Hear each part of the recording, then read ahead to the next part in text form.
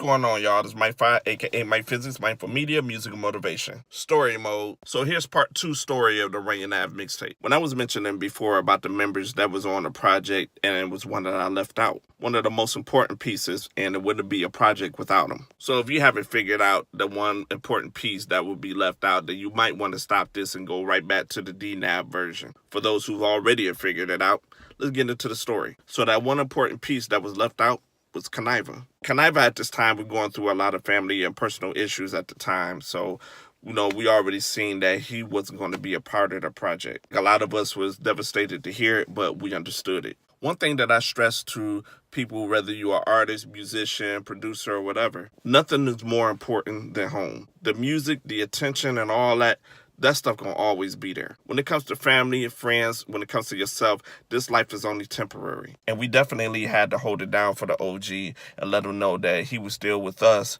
through spirit. So with that being said, we're going to fast forward a little bit. Now, previously, I mentioned before that some of us was in Detroit and then some went to Cali. With those who were in Cali, actually had the pleasure to get to meet one of the OGs of the game, one of the greatest and legendary writers in hip-hop, straight from the West Coast, affiliated with not only one of the greatest producers of all time, but one of the greatest groups of all time, NWA, Dr. Dre. They got to meet the legendary DOC, who actually did the opening for the Runyon Ave Mixtape. Now, for those who young and watching this and probably don't know the history of who DOC was, you might want to look him up. So while most of them was in Cali recording, Karn Artist was in control of the creative processing that was going on out there. As far as the ones who stayed in Detroit, he gave me full control over making that process happen.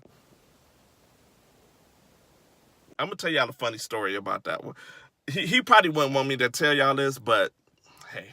So let me break down to you the ones that was in Cali. Young Who, Big Dame, 3, LT, and T-Baby. The only ones that didn't go was, I want to say, just Guilty, Fear, and Gutter. See, I'm more like laid back and I'm like kind of to myself a lot of times. When Gutter come around, it's always a doggone party. Man, mess around with these fools.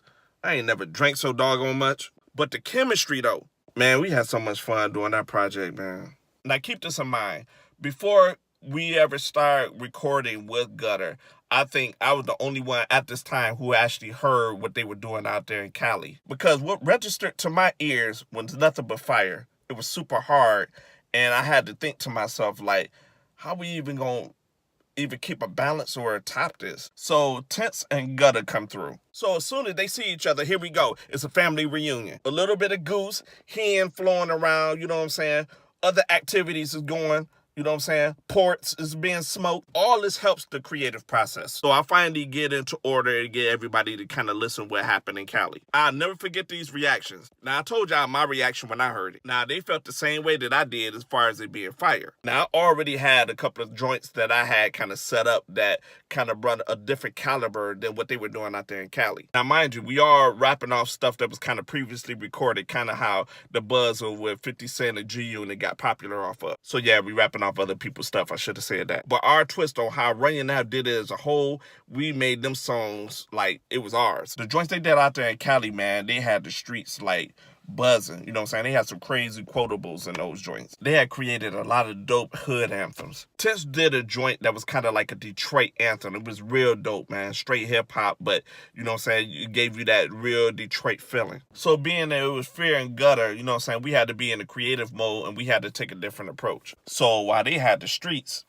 we just decided to take over the clubs. So you'll hear a lot of the Hennessy influence off this song called Just a Little Sip. That's the joint that really set the party off. Another joint that was kind of like soulful and a little bit relaxed. It was a song that I started off creating and nobody else was on the song at the time. When I first did it, I didn't think the song would actually fit on the project. I was randomly playing different joints that I had set up for the project, and that was one of the joints that played, and Buck heard it and he was like, yo, let me get on that. A song called I'm a Man First. And sometimes the ones that you feel like don't fit, they'll turn out to be the ones that kind of stand out. And that joint actually meant a lot to me because a couple of years prior, I ended up losing my father. In the process of me writing that song, knowing the fact that he's not here no more, I have to learn how to be able to stand on my own too. And that was the whole point of where that song came from. Real soulful, and I was extremely happy on how the process of how that one worked out. So with that being said, still got more to tell about this one.